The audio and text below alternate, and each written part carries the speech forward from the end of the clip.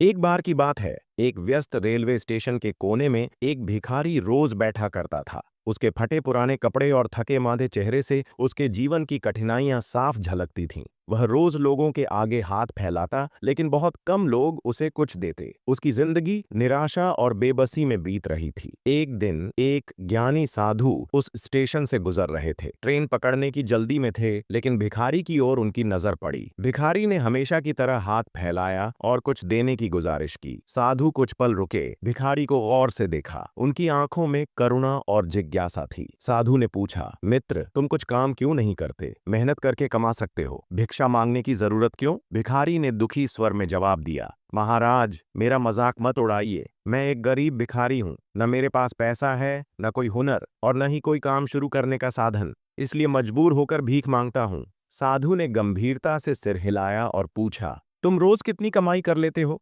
भिखारी ने निराशा से कहा, बहुत कम। लोग पत्थर दिल हो गए हैं, कोई कुछ देता ही नहीं। साधु मुस्कुराए, नीचे बैठे और बोले, मित्र, लोग तुम्हें इसलिए कुछ नहीं देते क्योंकि तुम उन्हें कुछ भी नहीं देते हो। जीवन लेन देन का नाम है। यदि तुम दूसरों को कुछ दोगे तो वे भी तुम्हें देंगे। और याद रखो, जीवन में ठहराव मत लाओ, चलते रहो, चाहे कदम छोटा ही क्यों ना हो, बस आगे बढ़ते रहो। यह कहकर साधु ने भिखारी की टोपी में कुछ सिक्के डाले, प्रेम से मुस्कुराए और आगे बढ़ गए। भिखारी साधु की बातों को सोचने लगा, कुछ देना होगा, लेकिन मैं दे ही क्या सकता हूँ? तभी उसकी नजर रेलवे ट्रैक के पास उगे जंगली फूलों पर पड़ी। उसे एक उपाय सूझा। वह उठा, कुछ फूल तोड़े और तय किया कि अब जब भी कोई उसे भीख देगा, वह बदले में उसे एक फूल देगा। अगले दिन उसने ऐसा ही किया। आश्चर्यजनक रूप से फूल पाकर लोगों के चेहरे खिल उठे। कुछ ने तो पहले से ज्यादा पैसे भी दिए। भिखारी को वर्षों बाद एक अनोखी खुशी महसूस हुई।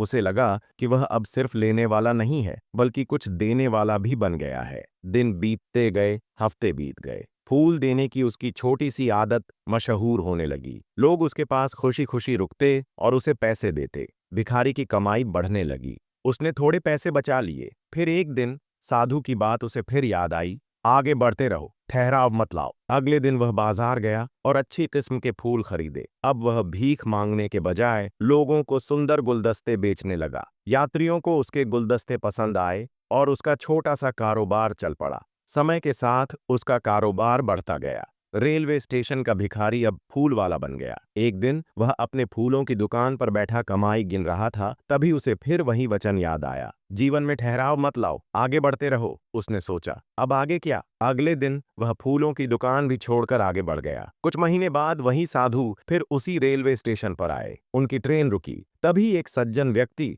सूट बूट में डिब्बे में चढ़ा, साधु के सामने बैठा। उस व्यक्ति ने साधु को देखा, मुस्कुराया और उठकर झुककर प्रणाम किया। आदर पूर्वक बोला, गुरुदेव, क्या आप मुझे पहचानते हैं? साधु ने गौर से देखा, पर पहचान न सके। माफ करना मित्र, लेकिन मैं तुम्हें पहचान नहीं पा रहा। व्यक्ति हंसा और बोला, आज से 1 साल पहले मैं इसी स्टेशन पर भिखारी था। आपने मुझे जीवन बदलने वाली सलाह दी थी। आपने कहा था, कुछ दो और कभी ठहराव मत लाओ। उस दिन से मैं बदल गया। मैंने फूल देना शुरू किया, फिर फूल बेचना शुरू किया। आज मैं इस शहर का सबसे बड़ा फूल व्यापारी हूँ। यह सब आपकी कृपा से संभव हुआ है।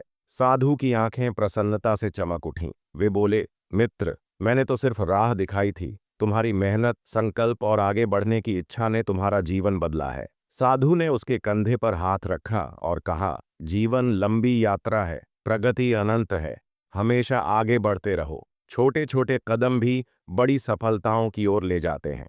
तो दोस्तों, इस कहानी से हमें यह शिक्षा मिलती है कि प्रगति तब शुरू होती है जब जो हमारे पास है उस पर ध्यान देते हैं, न कि जो हमारे पास नहीं है उस पर। अक्सर हम इसलिए रुके रहते हैं क्योंकि हमें लगता है कि हमारे पास पर्याप्त संसाधन, हुनर या अवसर नहीं है। लेकिन यह कहानी बताती है कि छोटे से छोटे कदम भी बड़े बदलाव ला सकते हैं। सबसे बड़ी बात, यदि हम अपना सोचने का तरीका बदलें तो जीवन बदल सकता है। भिखारी जब तक खुद को भिखारी समझता रहा, वह बेबस रहा। लेकिन जब उसने खुद को व्यापारी की तरह सोचना शुरू किया, तो उसने फूलों की कीमत समझी और वहीं उसकी सफलता की नींव बन गई। ठहराव यानी जड़ता जीवन को बांसी बना देती है।